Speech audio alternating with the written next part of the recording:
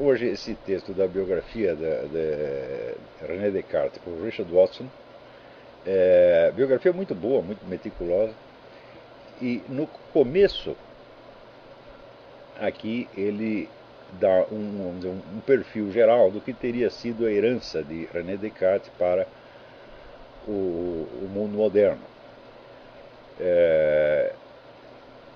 Depois, um pouco mais tarde no texto, ele mesmo contesta ou relativiza um pouco dessas coisas.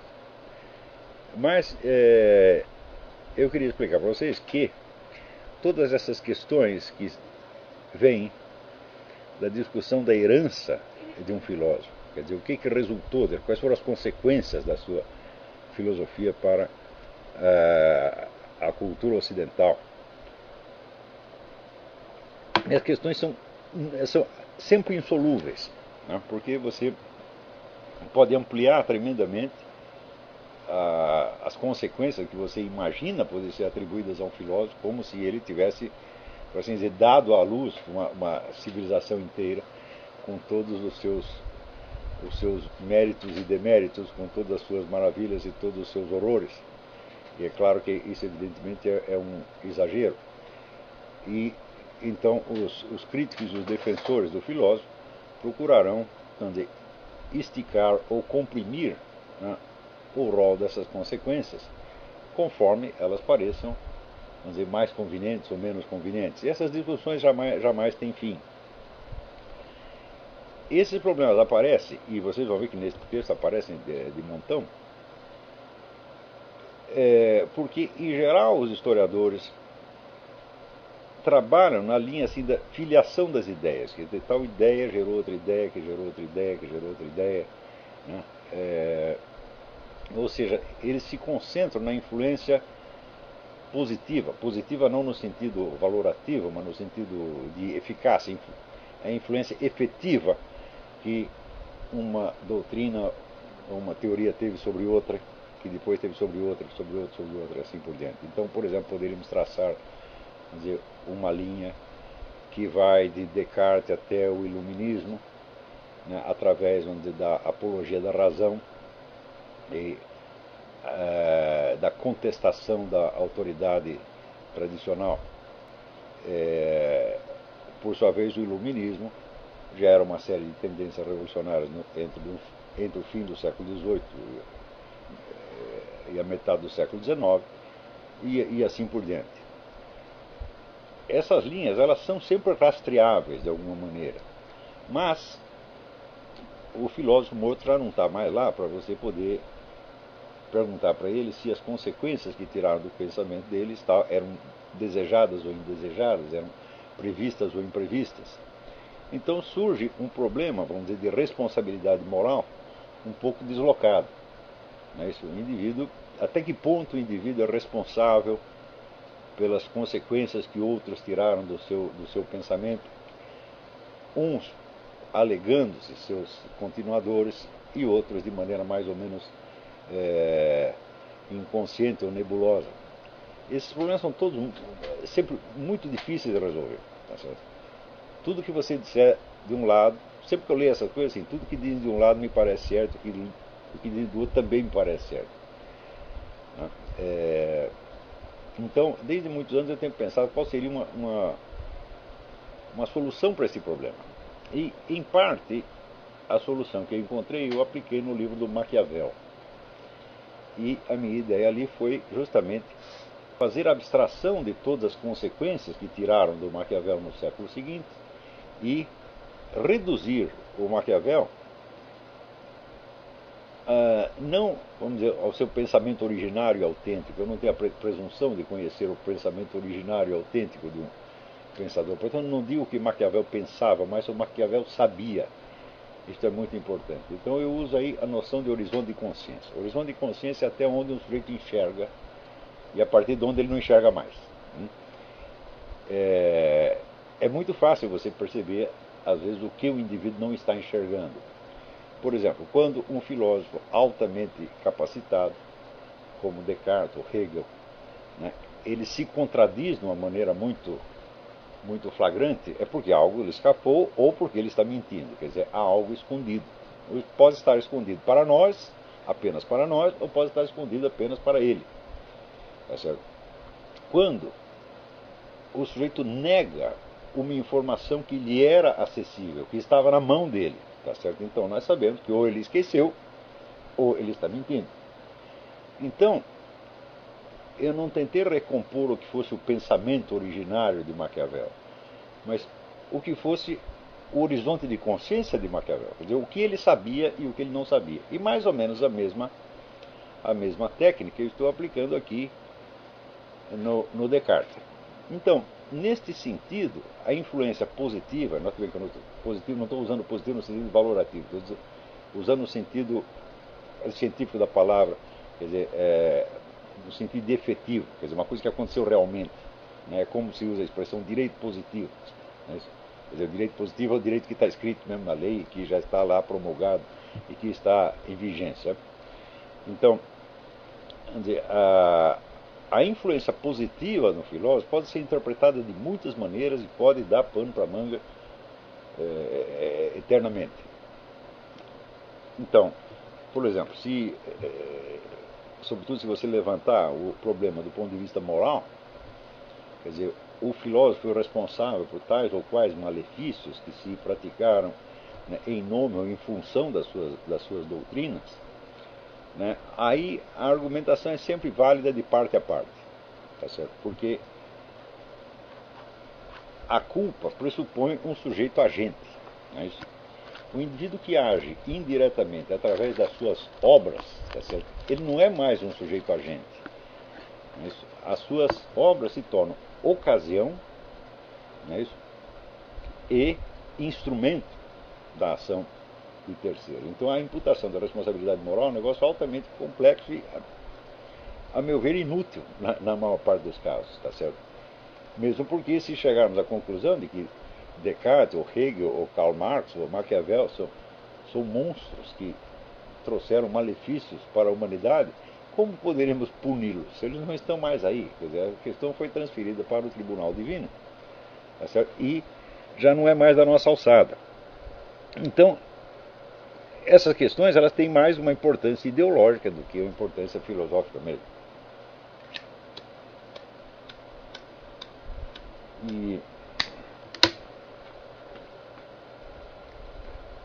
Mas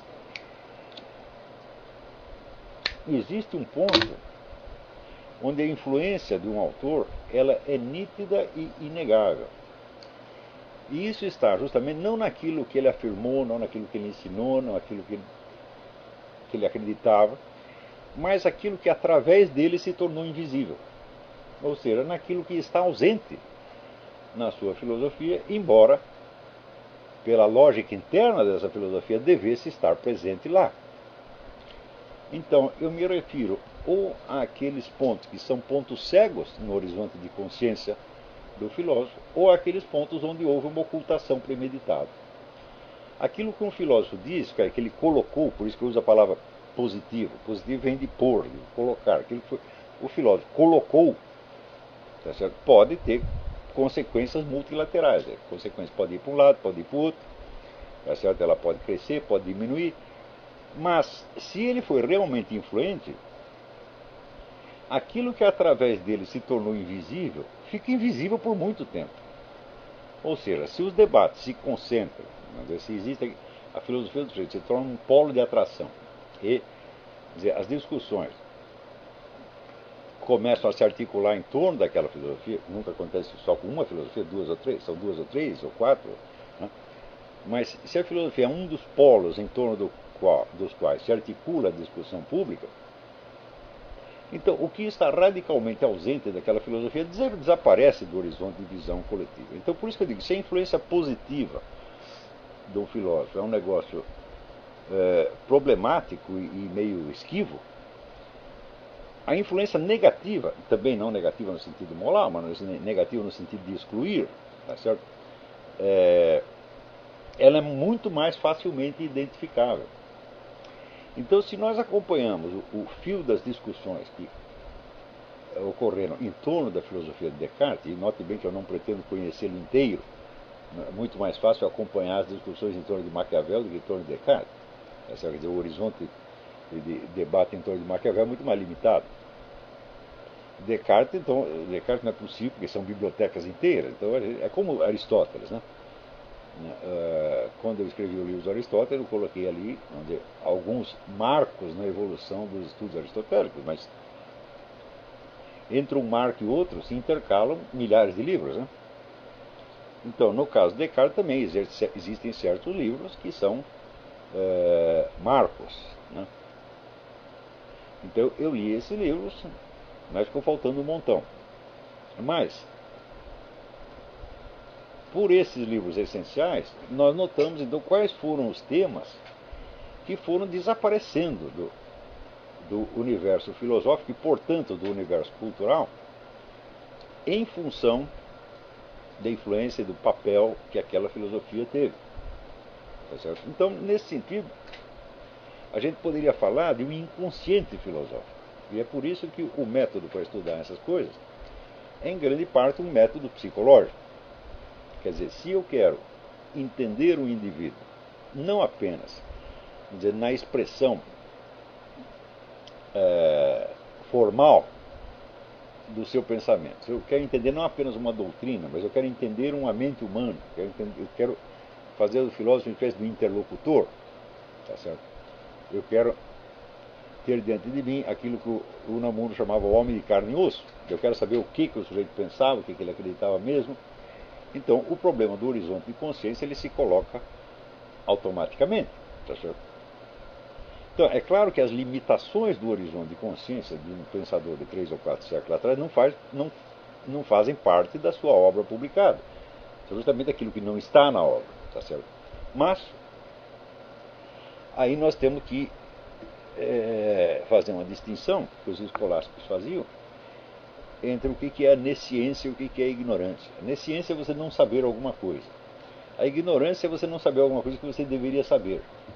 Tá certo? Então, nós temos que sair em busca dos pontos de ignorância do filósofo. Ou seja, aquilo que ele não viu, embora estivesse na frente dele, e embora, pela lógica do seu pensamento, ele devesse ver. Tá certo?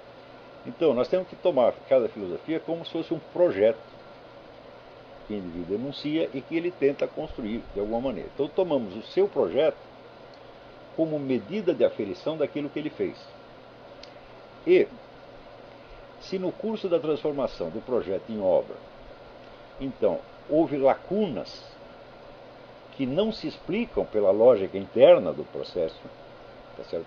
E também não se explicam por circunstâncias biográficas fortuitas, por exemplo, sei lá, o sujeito ficou doente e não pôde completar um pedaço da obra, tá certo?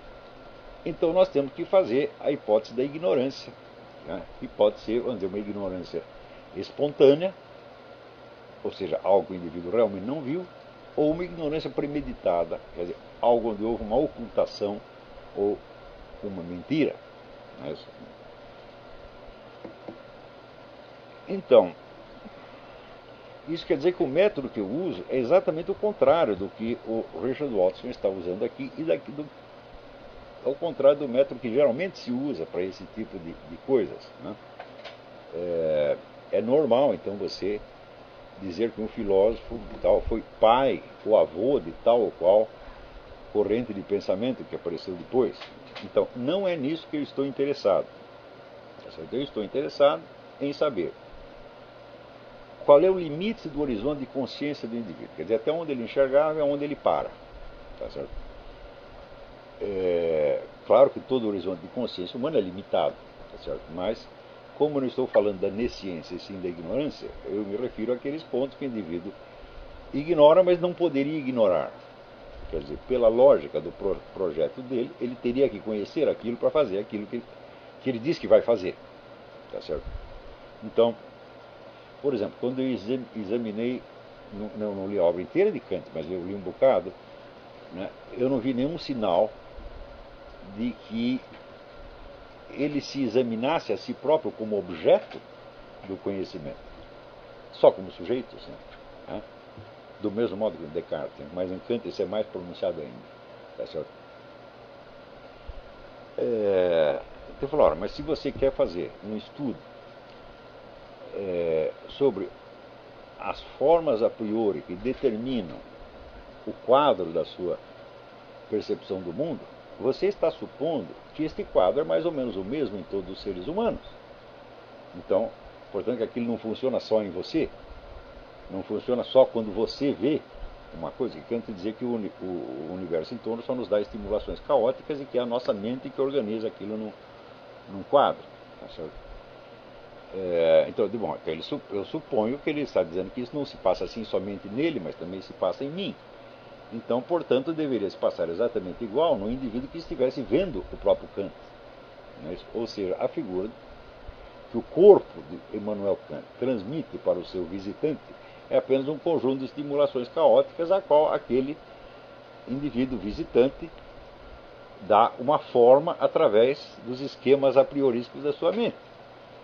Se o Kant perguntasse isso, qual é a possibilidade de que eu, Immanuel Kant, seja apenas uma forma caótica que a mente do outro organiza? Se ele tivesse feito essa pergunta uma única vez, a filosofia dele não poderia ser realizada do jeito que foi. Ele teria que mudar o curso dela.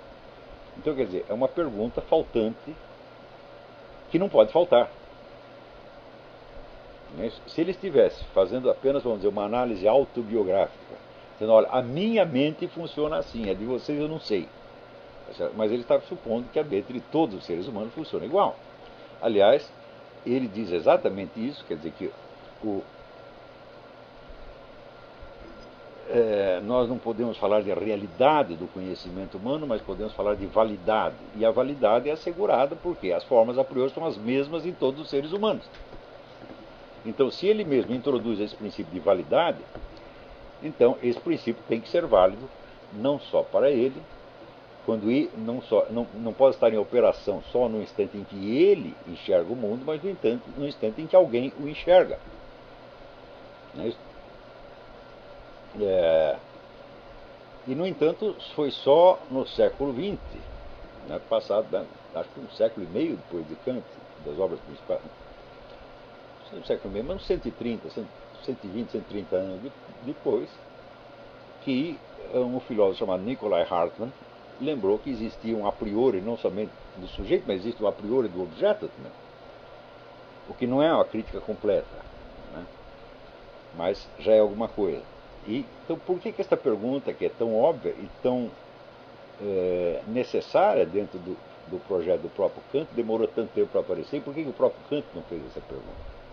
Então, o fato de ele não ter feito e de a sua filosofia ter se tornado tão influente significa que esta pergunta foi empurrada para baixo do tapete durante 130 anos.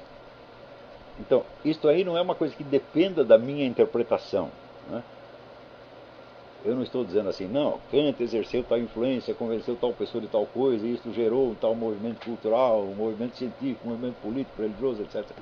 Não, eu não estou no campo da interpretação de influências positivas, né, que depende, vamos dizer, da subjetividade do freguês.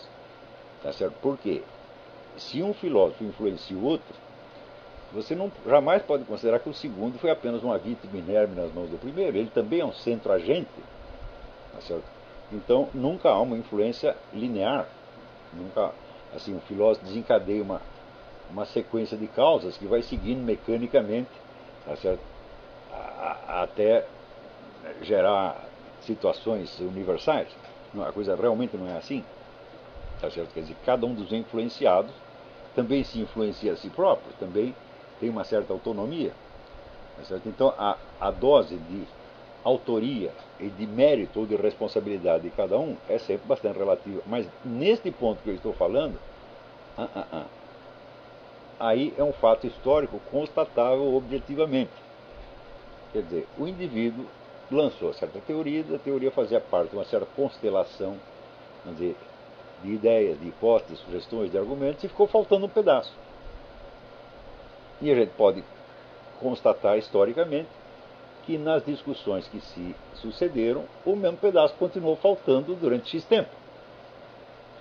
Então, eu acredito que este, embora o outro método também seja necessário, quer dizer, você tem que saber qual é a influência positiva que os filósofos desencadearam e quais foram as consequências históricas. Claro, mas nós não estamos no reino da imprecisão. Mas nós podemos limitar essa imprecisão complementando este método, que já é tradicional, com este outro que eu estou falando, que é o método do horizonte de consciência e o método, portanto, vamos dizer, do recorte, do perfil da ignorância. Estão entendendo? Então, é claro que os ensaios que eu fiz para aplicar esse método ainda são muito rudimentares, né? Mas, por exemplo, ali no Maquiavel,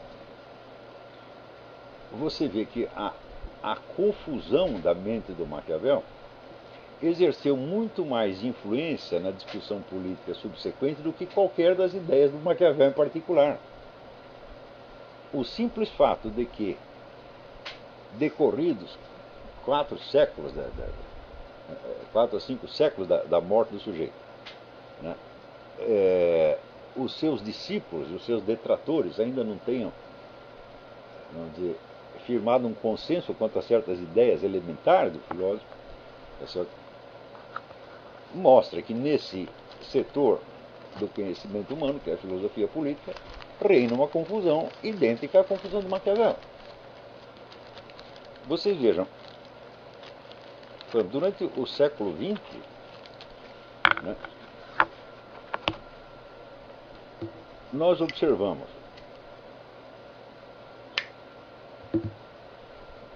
facções em conflito, das quais uma demoniza de tal maneira o líder e mentor da outra, demoniza na mesma proporção em que o outro lado santifica. Né? Quando você vê hoje aqueles documentários e você vendo a população russa entusiasmadíssima com Stalin, tá certo? E chorando toneladas de lágrimas quando o homem morreu, tá certo? E do outro lado você vê o horror que ele suscitava em outros lugares, e você não vê fenômeno parecido em nenhuma época anterior da história humana.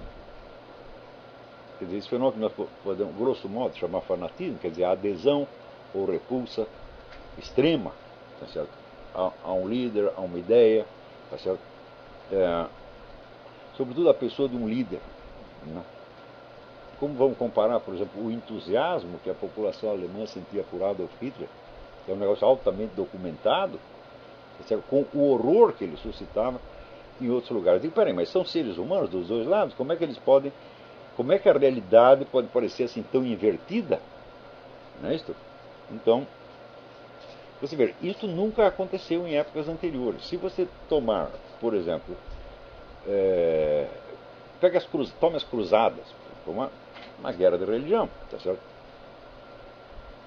E é claro que havia ódio de parte a parte, tá certo? Mas não havia esta impossibilidade de diálogo que houve no século XX entre ideologias opostas. Então isso quer dizer que eles estavam em desacordo sobre muitas coisas, mas eles sabiam sobre o que estavam em desacordo, e sempre era possível fazer uma comparação e haver, vamos dizer, um esforço de persuasão racional. Quando Santo Tomás de Aquino, por exemplo, escreve a Suma Teológica e a Suma contra os Gentios, ele escreve a primeira para os cristãos e a segunda ele escreve para os judeus e muçulmanos, que não compartilham com os cristãos a aceitação dos dogmas da fé.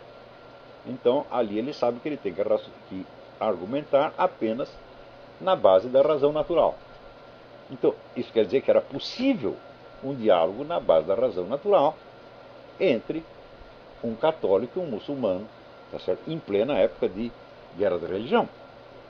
Do mesmo modo, quando vemos as polêmicas, né, entre católicos e protestantes mais tarde, toda a discussão tem uma base comum, eles estão baseados no mesmo evangelho, afinal de contas, né? E tem um monte de elementos que são da tradição católica que foram também incorporados pelo protestantismo. Então, eles não são incomunicáveis. Você não pode dizer assim que o protestante está vivendo num mundo e o católico está vivendo num outro mundo completamente diferente. Não, eles estão brigando, mas estão no mesmo mundo. Tá certo? Agora, quando nós chegamos ao século XX, o mundo que os dois grupos em conflito veem já não é o mesmo. Não há nenhuma medida comum. Você imagina se seria possível, vamos dizer, um debate de persuasão racional, digamos, entre os nazistas e os judeus. Né? Isso é impensável. Ou, hoje em dia nós observamos a mesma coisa aqui nos Estados Unidos, entre obamistas e anti-obamistas. Parece que vivem em mundos separados. Isso quer dizer que não há um núcleo comum, sequer um núcleo, não digo um núcleo comum de princípios em torno do qual estejam divergentes, não há um núcleo comum de fatos que possam ser, aos quais se possa apelar como medida de julgamento. Quer dizer, todos os fatos em que um acredita, o outro nega completamente. Não é isso? Então, você vê, isto é uma coisa que só aconteceu no século XX. Na mesma medida em que, dentro do campo da filosofia propriamente dita, também se observa essa ruptura entre escolas filosóficas diferentes, entre as quais não é possível nenhum diálogo, porque elas não estão falando da mesma coisa. E até o que elas chamam de filosofia é uma atividade são atividades completamente diferentes. Então, é por isso que eu digo que o fenômeno, vamos dizer, da ocultação e da restrição do horizonte de consciência, ele pode ser mais facilmente identificado historicamente do que o fenômeno da influência positiva.